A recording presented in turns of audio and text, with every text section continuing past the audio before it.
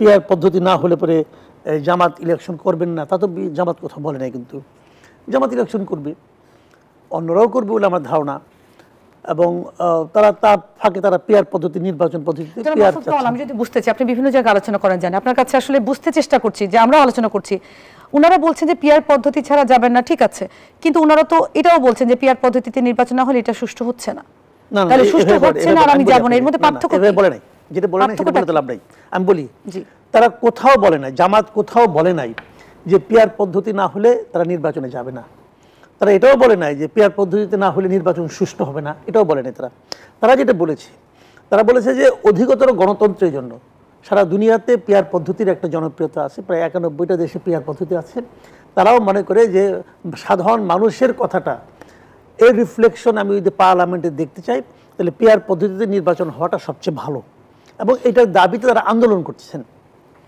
এই জায়গাটাতে বুঝতে যাচ্ছে আন্দোলন কেন করতে হবে, রাজপথে কেন নামতে হবে, আলোচনার সুযোগ তো ইসি দিচ্ছে। আচ্ছা, এটা আমাকে না করে ওদেরকে জিজ্ঞেস করলে ভালো হয়, কারণ এই প্রশ্নটা আমিও করি, আমরা বোঝার চেষ্টা করছি যে তারা কেন এটি করছে। এই প্রশ্নটা আমিও বলি, কারণ আমি এটা যখন তারা যুক্তরাষ্ট্রে গেলেন আব্দুল্লাহ মোহাম্মদ তাহের সহ, তখন এই প্রশ্নটা আমি করেছিলাম যে আপনারা রাজপথে আন্দোলন করছেন, আবার প্রধান উপদেষ্টার সঙ্গে আমেরিকায় যাচ্ছেন, আবার প্রধান উপদেষ্টা প্রেস সেক্রেটারি বলতেছেন যে যারা যাচ্ছেন তারা হলো এই সরকারের অংশীদার, তার মানে আপনারাও ভার্চুয়ালি সরকারের অংশীদার, এটা মেনেই যাচ্ছেন।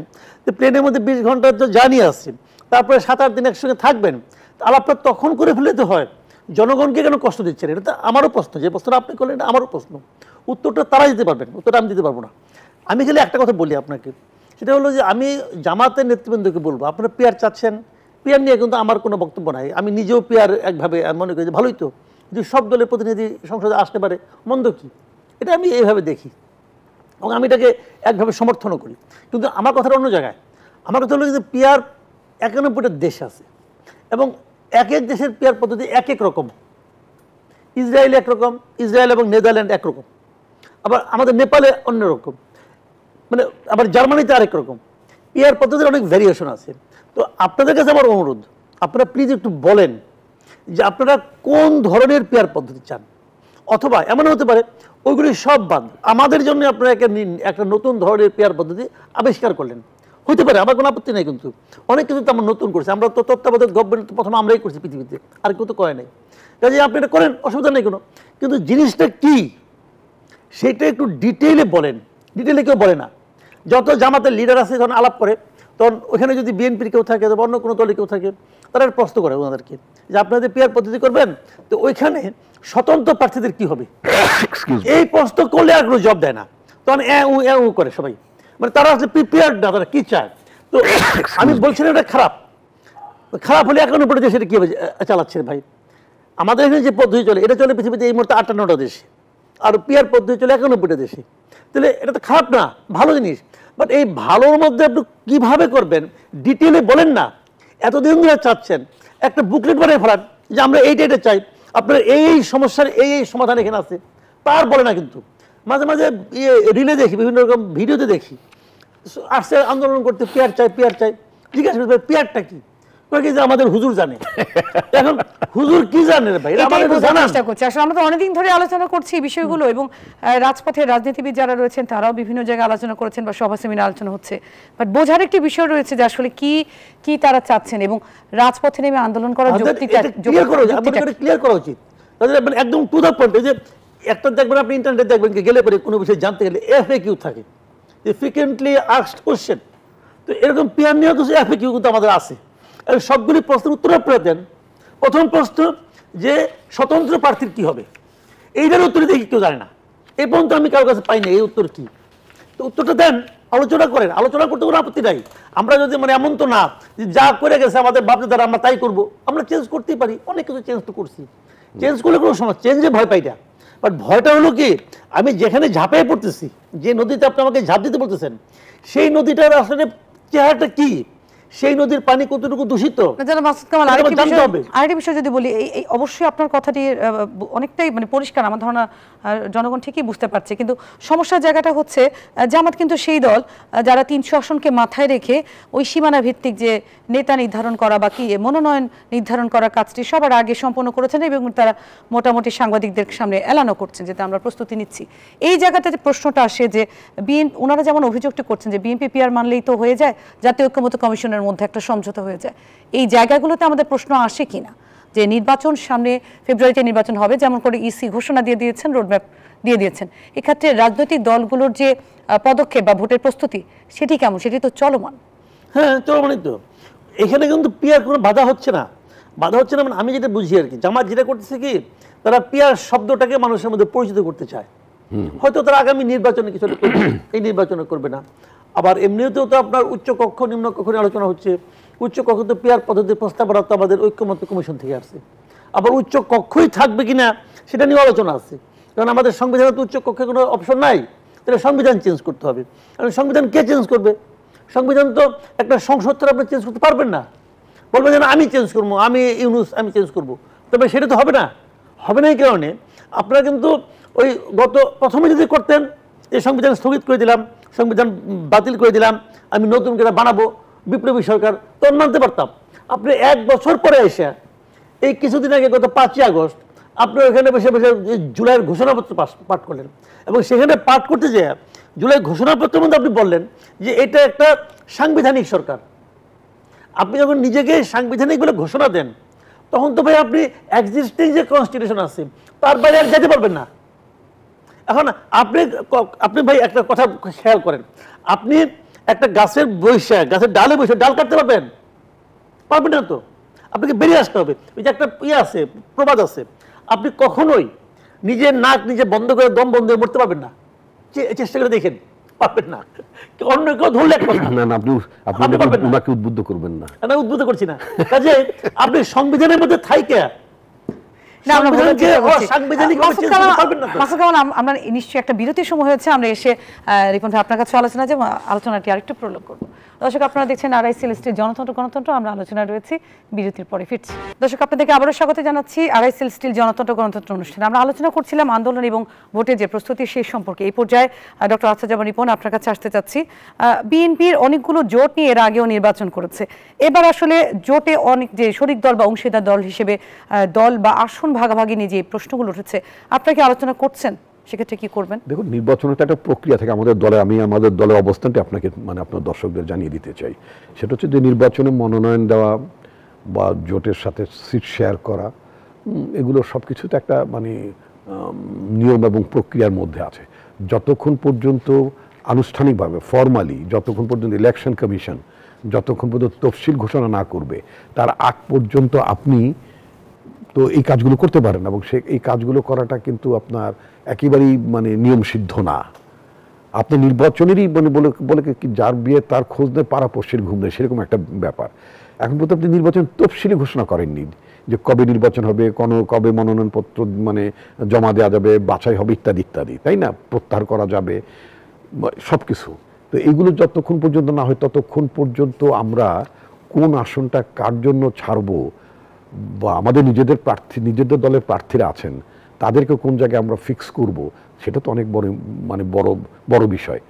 এবং তার আগে তো আমরা কাজগুলো জামাত ইসলাম বা অন্যান্য রাজনৈতিক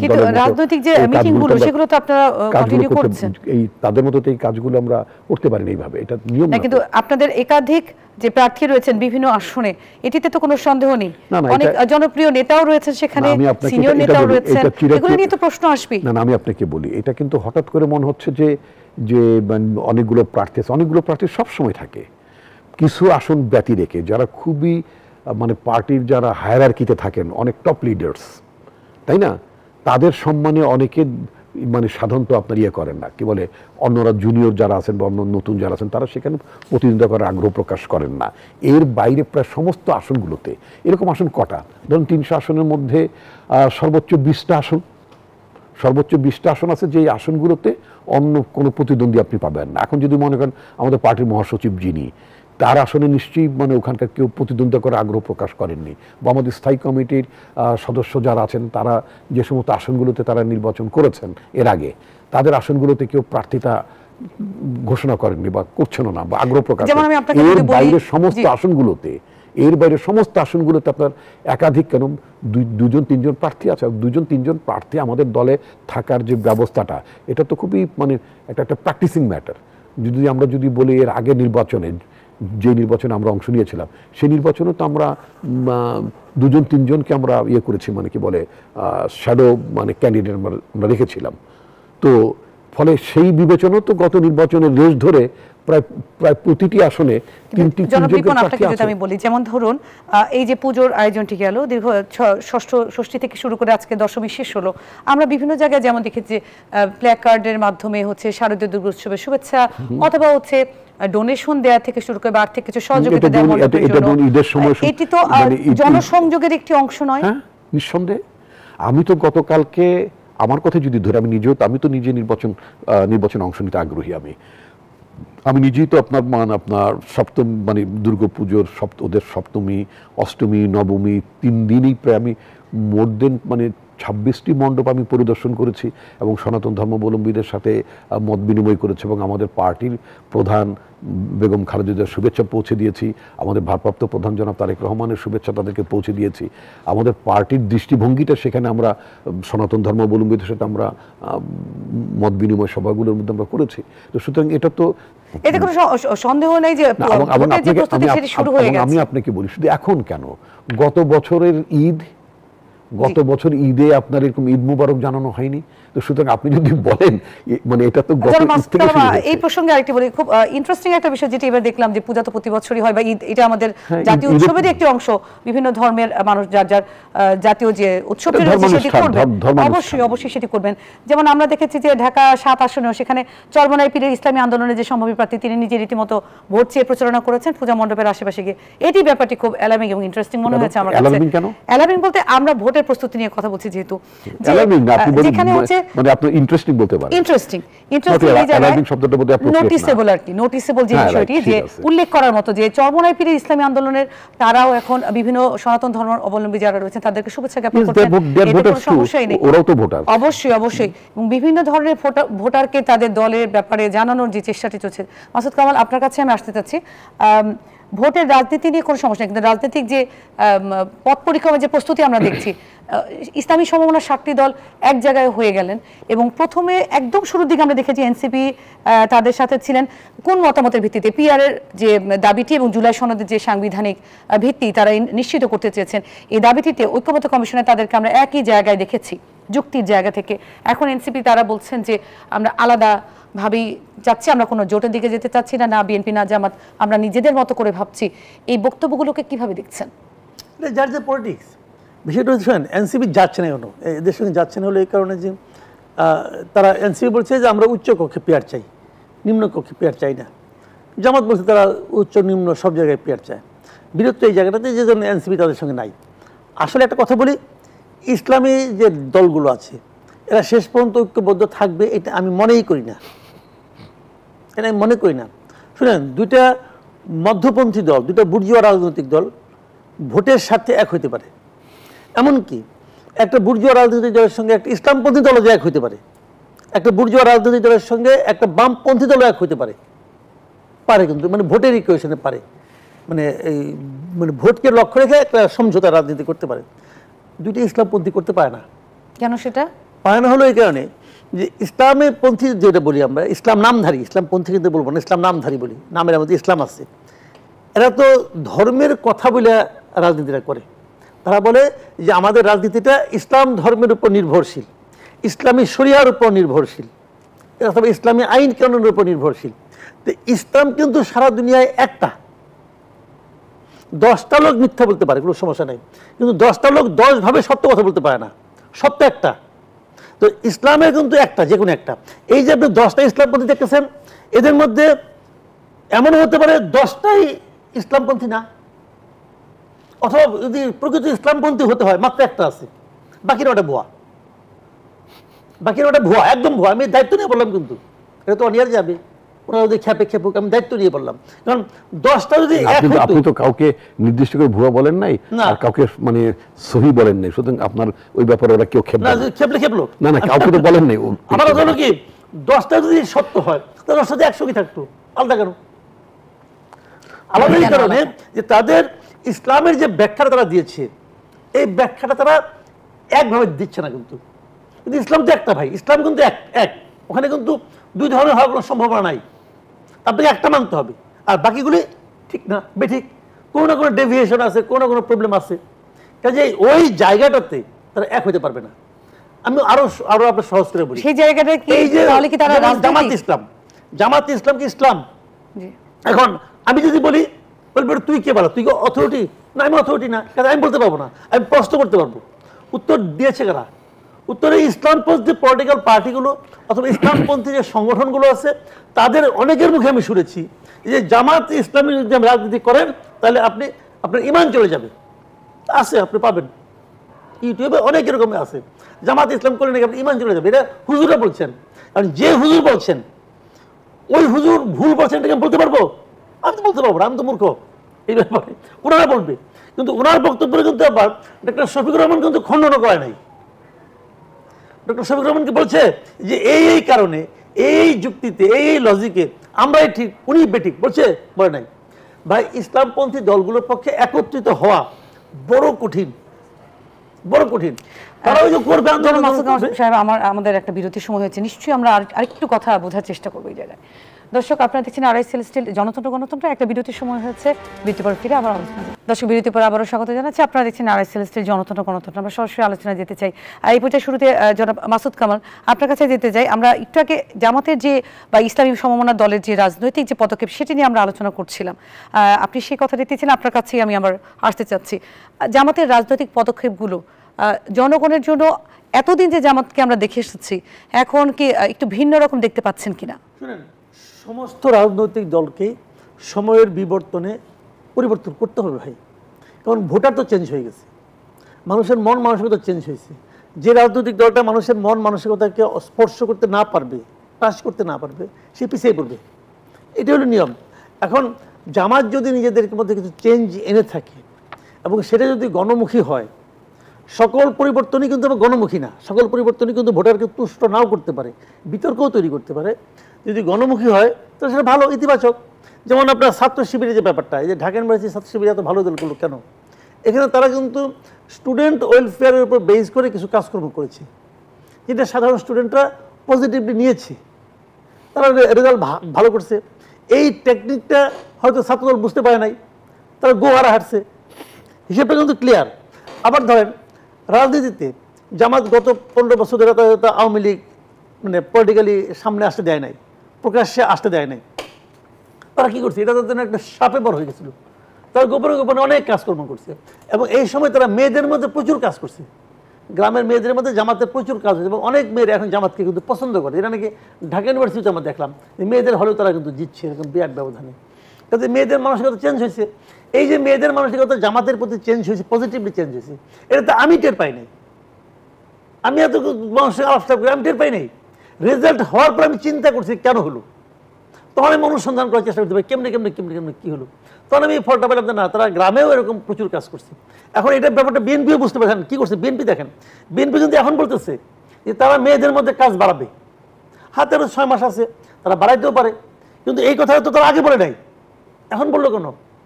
তারা বুঝতে পারছে যে এটা না করলে হবে না। কাজে পলিটিক্সে সবাই কিন্তু নিজেদেরকে চেঞ্জ করতেছে এবং এই চেঞ্জগুলি ইতিবাচক। আমি চেঞ্জগুলিকে ইতিবাচকভাবে নেই। যখন সব জামাত চেঞ্জ হবে, বিএনপি চেঞ্জ হবে, তাদের মধ্যে পরিবর্তনের অথবা জনতুষ্টির একটা প্রতিযোগিতা তৈরি হবে, এটা তো আমাদের জন্য ভালো। আমাদের এটাই চাই, আমাদের এটাই চাই যে পলিটিক্যাল পার্টিগুলো আমাদের কাছে আসুক, পলিটিক্যাল পার্টিগুলো আমাদের ভালো লাগা মন্দ লাগাকে বুঝুক, এটা আমরা চাই। যারা মাসুদ খান, প্রশ্ন হচ্ছে পরিবর্তন জনগণের জন্য ভালো হলে অবশ্যই ইতিবাচক, এতে কোনো সন্দেহ নাই। প্রশ্নটা তখনই তৈরি হয় যখন জামাত একদিকে ভোটের প্রস্তুতি নেন এবং সাজানো গোছানো সবকিছু শুরু করে দেন, কিন্তু তারা অন্যদিকে রাজপথে নামেন এবং সমমনা 7টি দলের সাথে আতাত হয় এবং সেক্ষেত্রে তারা আবার বলেন না যে তারা একসাথে আছেন।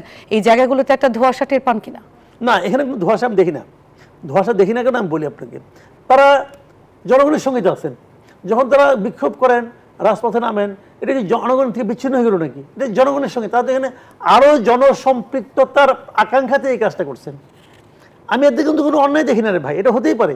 তারা অন্য অন্য পলিটিক্যাল পার্টির সঙ্গে তারা বলছেন না কেন যে তারা একসাথে আছেন? তারা একসঙ্গে আছে। এই যে 7টি সমমনা দল একই সাথে একই দিন রাজপথে নেমেছে, তারা বলছেন আমরা একসাথে নাই, এটাকে কি ধরনের কথা? দাবিগুলি অভিন্ন, জি, কিন্তু তারা একসঙ্গে জোট করছে, তারা বলবে না তো, বলে নাই তো, তারা জোট করে নাই তো, বলেন নাই। জি, জোট তারা করেও নাই।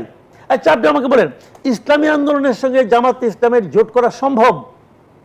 কারণ জামাতের রাজনীতি হচ্ছে একই সময় একই সাথে অনেকটা কাছাকাছি দাবি নিয়ে রাজপথে নেমেছে। তা থাকুক, তো জোট তো করে নাই। কারণ এটা সম্ভব না এই কারণে যে জামাত রাজনীতি করে পীরতন্ত্রের বিরুদ্ধে। জামাত পীরতন্ত্রকে বিশ্বাস করে না। জামাত মনে করে যে পীরতন্ত্র যেটা আছে, পীরতন্ত্র কোনটা? গণতন্ত্র তো বুঝলাম, পীরতন্ত্র কোনটা? যেটার মাথায় গণতন্ত্র হলো যেটার মাথায় গণ আছে, জনগণ আছে, আর পীরতন্ত্র হলো যেটার মাথায় একজন পীর আছে, এটা পীরতন্ত্র। মানে পীর মানে ডক্টর আফসার জামান ইবন, আপনার কাছে আমি একই প্রশ্ন আসতে চাচ্ছি, জামাতের রাজনীতি এবং বিএনপি রাজনীতির মধ্যে পার্থক্য কি? আমরা যদি ধরেই নিই যে জামাত অনেক কাজ করেছেন, মাসুদ কামাল সাহেব যেরকম বললেন, সেক্ষেত্রে জামাতের জনপ্রিয়তা পাওয়ার জন্য এবং